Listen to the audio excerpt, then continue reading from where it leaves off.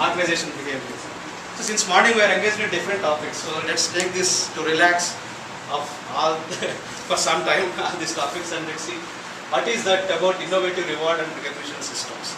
I just tried to present about the reward management systems and how an organization in its strategic level map its plans its reward management system that will bring some changes in behaviors of the employees.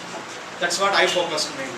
So it's basically I don't discuss on compensation management or compensation types or whatever it is. It's mostly focused on the kind of what exactly the organization thinks before coming to a reward and recognition program in the organization. So basically this is what, putting it all to start with, the purpose of a compensation system should not be to get the right behaviors from the wrong people, but to get the right people on the bus in the first place and keep them there. To ensure in any organization success is based on this philosophy basically. This should be the core value of any organization system when they are considering a reward management system. Before that, just think on this, why a reward is important. There are many theories behind a reward management system. There are many theories. To start with, everybody has their own base pay. Everybody has their pay structure. Everybody, before joining a company, there is a payment and everything is given them. Then why a reward is needed? Anybody just motivating. Why motivating? Why a reward is expecting from the employees? Why? Motivation is one of the things. Next, why organization wants to give rewards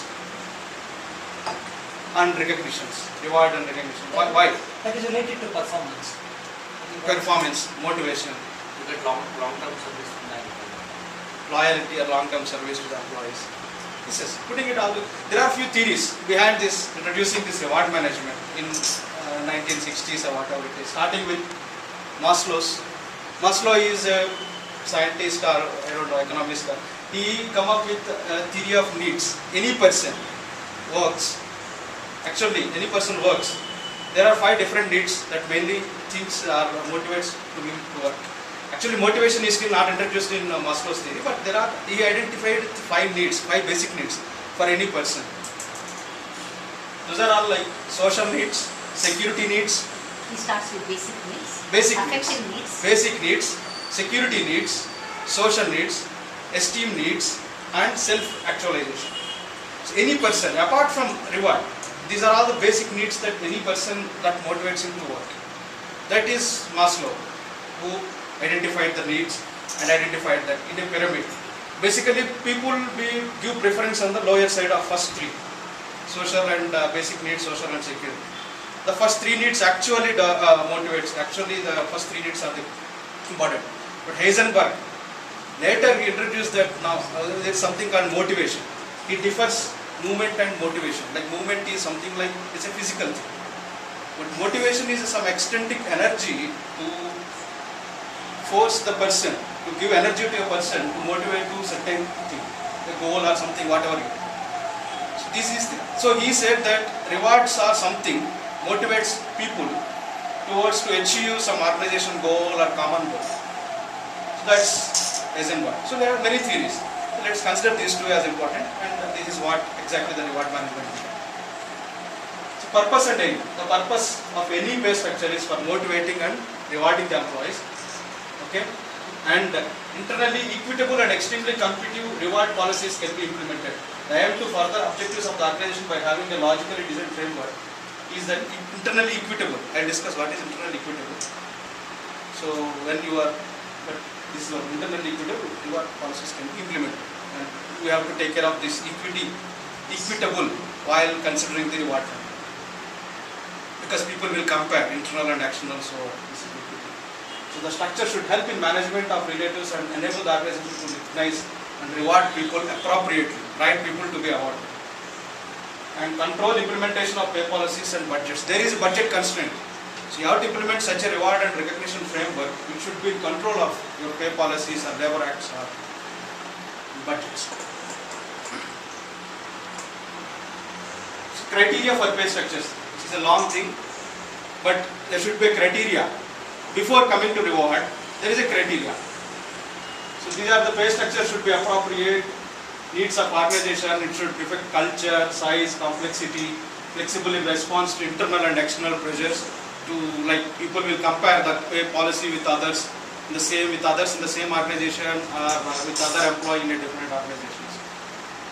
So facilitate rewards for performance and achievement, give scope. These are all the policies. Like there are different pay structures where they will evaluate like Hay method or something. So these are all the policies that should be like in pay structures. That should be a criteria to be followed in the pay structure. I have a question. Can I intervene here? I'll ask you a question. Can I intervene here? Now you have based it on certain theories that you have read. Yeah. And you said two theories important. Okay, let me within the fold of the two theories that you have said. So this pay structure, is it a hygiene factor or a motive? Look, the basic pay structure. I am asking you a simple question. Yes. Understand? Yes. Is pay structure a hygiene factor or is it a motivator? You are asking about this pay I am structure? asking about that simple question. A general pay Straight structure away. should be It's hygiene. got nothing to do. It's a pay. It's a hygiene factor. It means something that is essential. Every Essential. organization Correct. should have a Yes. clear pay Pay structure. structure. The fact So- that they have a pay structure doesn't motivate. Correct. It is not motivating. Correct. It must exist. Correct. Okay. Actually, that slides I did Yes, read it. go It's a very ahead. wrong word. Okay. Few slides will come to Fine. first. I only wanted this concept Yeah. to be So clear. this pay structure should be essential because there are certain labor laws or Yeah. something that pay structure will actually satisfies our basic needs to the market, whatever is that based on current inflation, whatever. It just satisfies our basic. It's not a motivational factor. Reward in context. So a reward increases the chances that specific behaviors and results will be repeated or employees will engage in behavior and produce better results. Basically the reward system will influence the behaviors of the organization, maybe a positive or negative whatever. But that is what Not negative. reward The in only context, positive. Reinforcement. reinforcement. So rewards can include pay, recognition, like a public recognition, a private or their status, or time. And rewards can bring trust and respect. Rewards can bring challenge, may enforce the people to take new challenges. Rewards can bring new responsibilities, freedom, and more collaboration and relationships. This is what we do pay structure. Some organizations, they don't pay much attention towards the base pay. So that is what. So how can traditional reward objectives attracting, retaining and motivating people can be achieved while making the pay budget more cost effective? So they don't care of that base pay. The base pay they will plan that should be in limits, whatever is the losses. Plus there is something called variable. So that variable actually what motivates the employee, variable pay. So there are 4 components here in the performance. By the answer for many organizations, pay reflect the market. So this is just the base pay reflect the market needs, whatever is the current market, whatever is individual. There is some 8% or 6%. This is the base pay, some increase, but there is a variable. So contingency factor, there is some variable pay. So that is what exactly motivates the employee. So there are 4 basic elements while considering this variable pay, like performance related, competency related. No, this point is very valid. You just go. The variable pay element considers individual performance, team performance, organizational performance, as well as and individual individual competency. Because to all organizations are learning organizations today, and what is the extent of updation in terms of competence? Very good. That is a very valid point. Competence acquisition. What is Competence acquisition is updating Building your ourselves for knowledge, skill acquisition, skill acquisition. PSA, competence, knowledge, learning and skill development, learning and development. So whatever we discussed, right? Variable. So these are the 4 components, 4 values which organizations may consider in reward management design. One is paying for performance, equity, and employee sharing the organization's success, combining financial and non-financial rewards. There is a line between financial reward and non-financial reward. Every reward must not be a financial. It may be a non-financial reward like recognition or respect that people will get. So these are all. So these are the 4 values. This is what PRP, performance related pay. So this is like what we are all facing in our organizations. Like at the end of the year, there are some objectives set against each, objectives and goal. Based on that, they will rank against us, and that will be linked to some factor, and based on that, we will be get performance related. So basically, this is what it says. But there are some disadvantages in that performance related pay, because manager is the one who will decide a ranking and other things. So, but end of the day, based on the rank, achieved goals and objectives, your performance is measured. So this is what performance related pay, and that will be added like your variable pay towards it. So considering those disadvantages, like this is like after 1 year your performance is rating. The manager is rating your performance, which is backward look, like previous years look. So but and the manager is whole and sole authority of manager who will validate you. So if there is any mistake, you will get to know whether you are in right track or wrong track only at the end of the year. But so on for the next model, next model what they introduced is competency based. Since this is influencing people's like because of managers' bias or their own way of giving rankings, inclinations. Okay, so the competency was introduced. This competency is totally the forward look, like whether you are able to achieve the goals based on your competency in the coming year or not.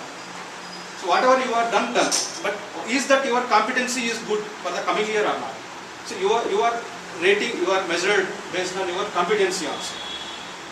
So it identifies those competencies that are likely to be associated with effective job performance. This is one of the CRP. Define competencies as set of skills. So how do you define the competency? So define competency as set of skills, knowledge, abilities, behavioral characteristics. So whether a job holder just have a job related skill, or whether he had any additional skills that can help the organization to grow in the coming years. So it is like to align the individual goal to the organization goal also. That is what the competency related. Because in these 2 days the technology changes rapidly, so they want to measure the person before a year. The successful job holder must align his skills. So these are all competency related. Competence related pay is highly contextual. It also has potentially strong links to organization strategy. So anything related to a reward management will start from the strategy itself. So it depends on the company whether it wants the employees to retain or to take them with the change, or to take them or to it want to reduce the strength, whatever it is.